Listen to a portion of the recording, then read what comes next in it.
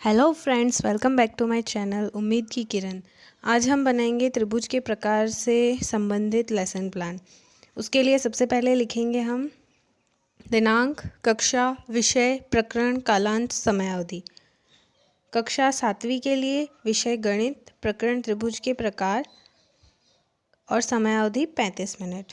उसके बाद हम आ जाते हैं सारणी पर, जिसमें क्रम संख्या, शिक्षण बिंदु, अपेक्षित व्यवहार में परिवर्तन, अर्थात विद्यार्थियों के व्यवहार में जो परिवर्तन आया है वो।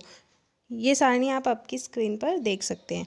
उसके बाद आ जाते हैं हम सहायक सामग्री पर, जो भी आपने काम में लिया है, चौक, डस्टर, लपेट फलक, चार्ट, मॉडल, संकेतक इत्यादि। उसके बाद पूर्व ज्ञान, विद्यार्थी को त्रिभुज के प्रकार के बारे में सामान्य जानकारी है। फिर आ जाते हैं हम हमारे प्रस्तावना प्रश्नों पर, जिसमें सारणी बनाएंगे अपने। सबसे पहले क्रम संख्या, छात्राध्यापिका कथन, छात्र कथन। पहला प्रश्न, रेखाखंड का साइन बनाते हुए, रेखाखंड को लाइन बनाते हुए आपको छात्रों से पूछना है यह किसकी आकृति है, तो आपको आंसर मिलेगा रेखाखंड। नेक्स्ट क्वेश्चन है, रेखाओं से किस प्रकार की आकृतियां बन सकती हैं, तो आपको बच्चे उत्तर देंगे बंद व खुली।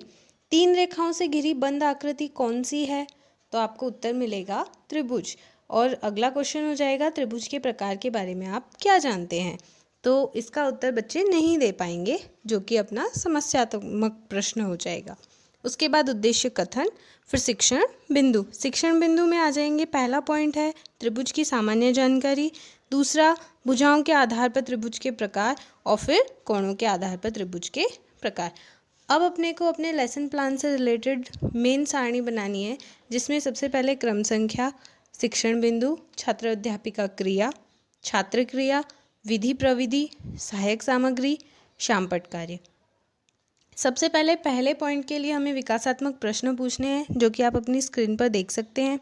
उसके बाद पहला पॉइंट है त्रिभुज की सामान्य जानकारी। तो बच्चों को त्रिभुज की सामान्य जानकारी देनी है कि ये 3 भुजाओं से घिरी हुई बंद आकृति होती है, सरल द्विविमीय आकृति है, त्रिभुज के 3 कोण होते हैं जिनका योग 180 डिग्री होता है। इस तरह की जानकारी देनी है और उन्हें समझाना है। उसके बाद आपको बोध प्रश्न पूछने हैं, जो कि आप आपकी स्क्रीन पर देख सकते हैं।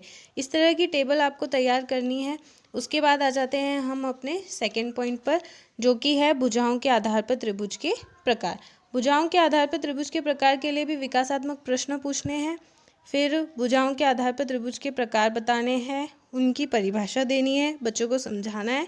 उसके बाद अपने को बोध प्रश्न पूछने हैं, और साथ साथ शामपट, ब्लैक चार्ट पेपर और सहायक सामग्री में आपको वाइट चार्ट पेपर अटैच करना है।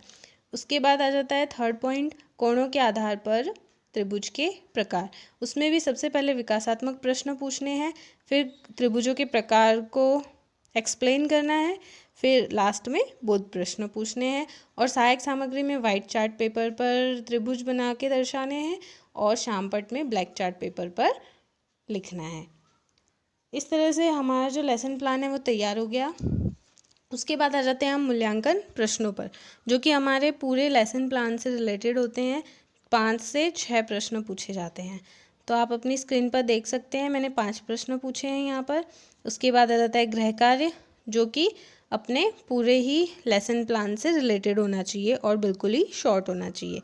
इस तरह से अपना जो लेसन प्लान है त्रिभुज के प्रकार के लिए वो तैयार हो जाता है। सो फ्रेंड्स, अगर आपको किसी और टॉपिक से रिलेटेड लेसन प्लान बनाने हैं, तो आप मुझे नीचे कमेंट बॉक्स में कमेंट करके पूछ सकते हैं। अगर आपको मेरा वीडियो पसंद आया हो तो प्लीज़ लाइक, शेयर और सब्सक्राइब कीजिए। Thanks for watching.